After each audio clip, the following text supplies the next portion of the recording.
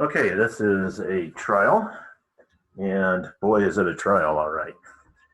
Let's test a couple of things here real quick and see how they go. Let some forces in the x take to the right positive, and we've got then 5 minus the 20 minus r sub x is going to be set equal to 0.